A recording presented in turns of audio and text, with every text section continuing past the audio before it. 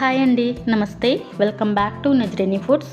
నేను మీ నజరేని. ఈరోజు వీడియోలో కృష్ణాష్టమి స్పెషల్ స్వీట్ పోహాను ఎలా తయారు చేయాలో చూపించబోతున్నాను. పోహా అంటే ఏమీ లేదండి, అటుకులతో మంచి హెల్తీ స్వీట్ రెసిపీని చూపించబోతున్నాను.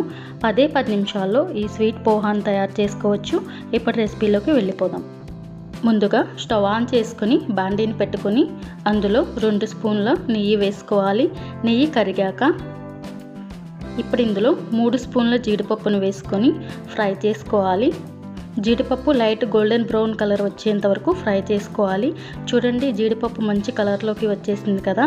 ఇప్పుడు ఇందులో 3 స్పూన్ల కిస్మిస్ను వేసుకోవాలి.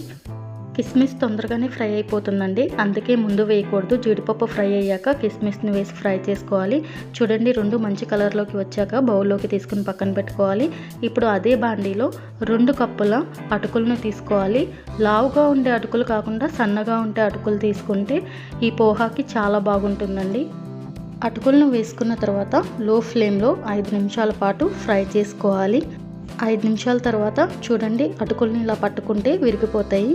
ఇప్పుడు ఇందులో 1/2 కప్పు ఎండు కొబ్బరి పొడి వేసుకోవాలి. పచ్చి కొబ్బరి పొడినైనా సరే వేసుకొని చేసుకోవచ్చండి.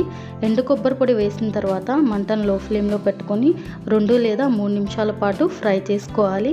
మంచి అరోమా వచ్చేంత వరకు ఫ్రై చేసుకోవాలండి. ఎండు కొబ్బరి మంచి అరోమా వచ్చిన తర్వాత 1 కప్పు పాలను తీసుకొని కొద్దిగా పోసుకుంటూ కలుపుకోవాలి. ఒకేసారి పాలను వేశారంటే అటుకులు ముద్దగా తయారవుతాయి. అందుకని మంటను లో ఫ్లేమ్లో పెట్టుకుని కొద్దిగా పాలను వేసుకొని కలుపుకోవాలి.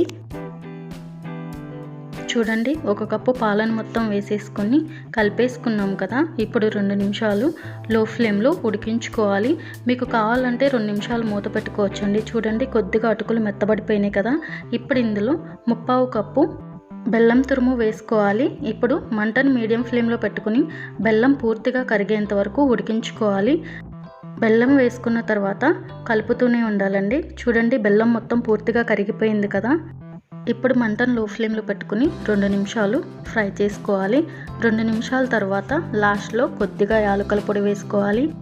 అలాగే మనం ముందుగా ఫ్రై చేసి పెట్టుకున్న కిస్మిస్ జీడిపప్పును వేసుకోవాలి. లాస్ట్లో కిస్మిస్ జీడిపప్పు వేసిన తర్వాత ఒకసారి మొత్తం కలుపుకోవాలి. కలుపుకొని స్టవ్ ఆఫ్ చేసుకుని సర్వింగ్ బౌల్లోకి తీసుకుని సర్వ్ చేసుకోవాలి. అంతే అండి, స్వీట్ పోహా రెడీ అయిపోయింది. ఈ వీడియో మీకు నచ్చినట్లయితే కనుక లైక్ చేసి, షేర్ చేసి, కామెంట్ చేసి, సబ్స్క్రైబ్ చేసి పక్కనే ఉన్న బెల్ బటన్ని ప్రెస్ చేయండి.